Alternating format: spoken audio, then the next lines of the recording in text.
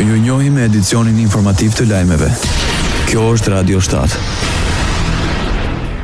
Ministri i Punëve të Jashtme Elisa Spiropali pas takimit me kryeministrin e Maqedonisë së Veriut Histra Mickoski ka nënvizuar se shqiptarët janë komunitet shtetformues i rëndësishëm dhe i domosdoshëm si dhe një urë ndërlidhëse mes dy vendeve. Përmes rrjeteve sociale Spiropali nënvizoi se partneriteti ndërinstitucional mes dy vendeve do të vijojë të forcohet me fokus të qartë tek përpjekjet e rezultate konkrete që përmirësojnë jetën e qytetarëve dhe ofrojnë më tej dy shoqëritë.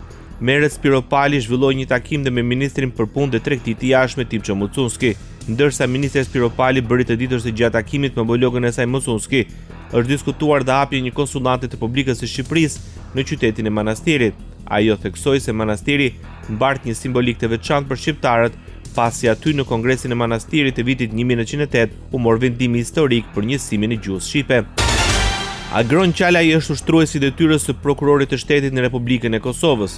Vendimi u mor pas dorëheqjes nga funksioni i paraardhësit Besnik Kelmendi, rikthyer nga gjykata në detyrë. Të pranishëm në Këshillin e Prokurorisë ishin 6 anëtar. 3 anëtar njoftuan më herët se nuk do të merrnin pjesë në takim.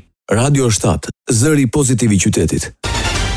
4 persona u arrestuan dhe 6 të tjerë u proceduan penalisht në gjendje të lirë në lidhje me ngjarjet e ndodhura një ditë më parë në protestën e opozitës përpara kryeministrisë. Në fund të fjalimit, kreut Partisë Demokratike Sali Berisha, protestuesit hodhën bomba molotov në drejtim të derës të kryeministrisë duke ndezur ambientet e jashtme të godinës. Përplasje të protestuesve pati dhe me policin.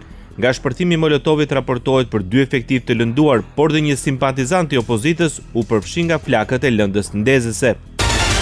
Kryetari i Partisë Demokratike Sali Berisha nga protesta përpara kryeministrisë akuzoi shefin e qeverisë Edi Rama për lidhjet e tij me krimin. Berisha tha se kryeministri, pasi i shndroi zgjedhjet në farsë elektorale, ka vendosur të bëhet multimiliarder me paratë tuaja publike. Sipas Berishës, kryeministri në një periudhë elektorale arrestoi liderët të partive opozitare duke falur edhe 2 miliardë euro gjopa dhe kamata vetëm për karrigen e tij.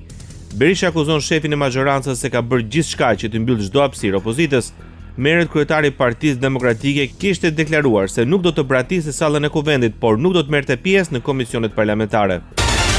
Pas protestës opozitës reagoi dhe kryetari i grupit parlamentar të Partisë Socialiste Tauland Balla, ndërsa publikoi foto të Berishës ku në sfond, duke zjarret e shkaktuara nga hedhja e molotovëve përpara kryeministrisë, Balla ju drejtua kryetarit Partisë Demokratike Sali Berisha. Sali, ti nuk e djeg më dot Shqipërinë, shkruan Tauland Balla.